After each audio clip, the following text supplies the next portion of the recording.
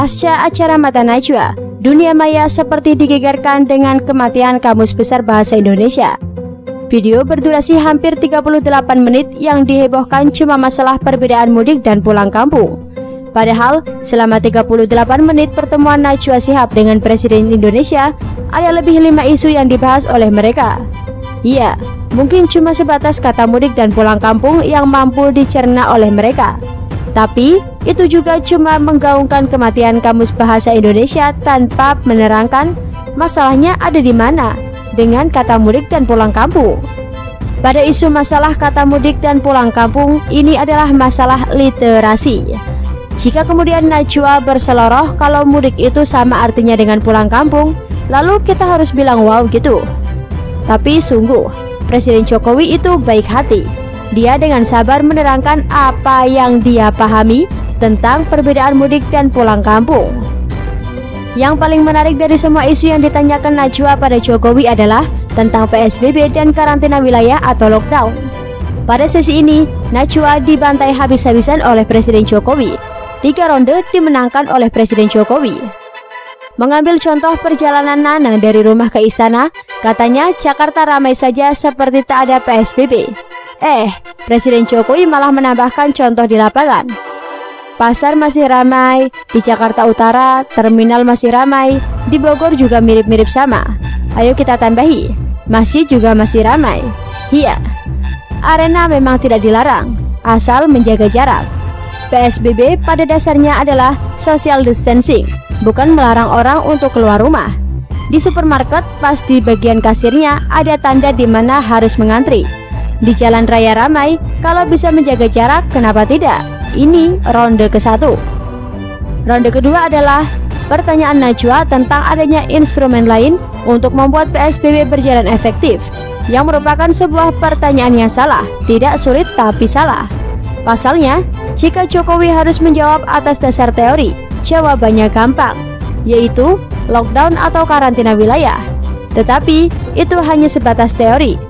Secara mental, karantina wilayah atau lockdown bukan untuk orang Indonesia yang sedang dalam keadaan euforia bersosialisasi. Istilah sosialita gabung grup-grup di media sosial, mulai dari Facebook hingga WhatsApp adalah gaya. Mungkin Najwa pikir polisi dan TNI harus dilengkapi tongkat rotan seperti para polisi India kah? Ronde ketiga, pertanyaan seputar kesehatan dan kelaparan. Seperti sebuah simalakama, tetap di rumah tidak bisa makan, keluar rumah bisa kena corona. Lagi-lagi Presiden Jokowi tidak terjebak dalam sebuah pertanyaan. Telur dulu, ayam dulu, Jokowi menjawab. Ingin menyelesaikan masalah tapi menimbulkan masalah lebih besar kalau tidak dihitung dan dikalkulasi. Seperti mendapat umpan, Najwa langsung mengajukan pertanyaan berikutnya tanpa jeda dengan gaya jenaka. Yang diambil PSBB karena tidak mengharuskan pemerintah untuk menjamin kehidupan rakyat. Jadi karantina wilayah yang sifatnya gratisan dari pemerintah. Jokowi menanggapinya dengan santai seakan dia sudah tahu kalau pertanyaan tentang uang akhirnya akan keluar. Dan dengan santai pula Presiden Jokowi melempar umpan balik, membuka jawaban diawali dengan memberikan kalkulasi perhitungan biaya yang dibutuhkan untuk menjamin kebutuhan warga Jakarta. Untuk 1 hari lockdown sebesar 550 miliar rupiah. Kalau dihitung dengan Jabodetabek menjadi 3 kali lipat, artinya 1,65 triliun rupiah untuk karantina wilayah atau lockdown selama 1 hari saja. Sesaat Najwa merasa di atas angin. Dengan cepat Najwa menyanggah Jokowi dengan pertanyaan, jadi ya, dengan pertimbangan budget negara yang tidak mencukupi untuk menjamin karenanya pilihan itu tidak diambil. Bingo, ini pertanyaan yang ditunggu. Lagi-lagi, pertanyaan cemerlang yang diberikan kesempatan kepada Presiden Jokowi untuk menjelaskan alasan mengapa lockdown bukan opsi yang dipilih Presiden Jokowi. Presiden Jokowi menjelaskan, opsi PSBB lebih baik dari lockdown dan dijelaskan secara panjang lebar.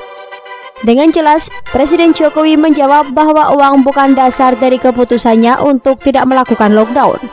Ada pemikiran dan pertimbangan lain yang lebih esensial yang bisa dimiliki oleh seorang presiden.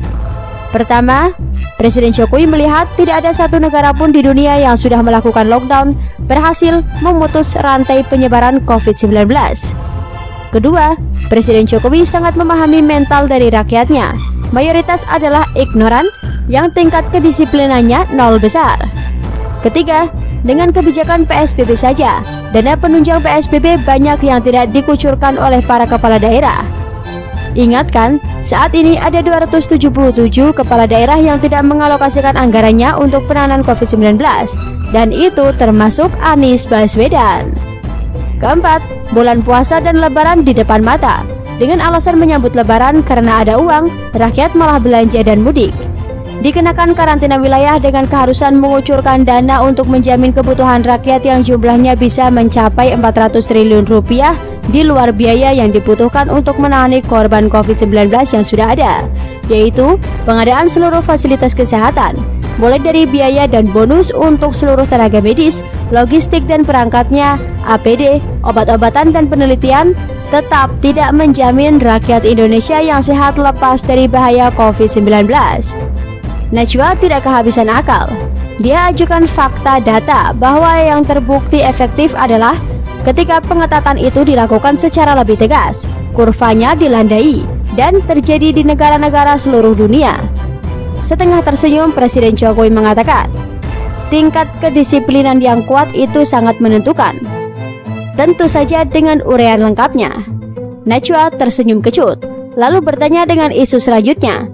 Tak ada tawarannya Najwa yang biasa dipertontonkan setiap hari di akhir pertanyaan. Namun jujur saja, dalam hati kecil yang terdalam, kita merasa bahwa wawancara Najwa dengan Jokowi adalah bagian dari diseminasi informasi publik. Bagaimana menurut Anda?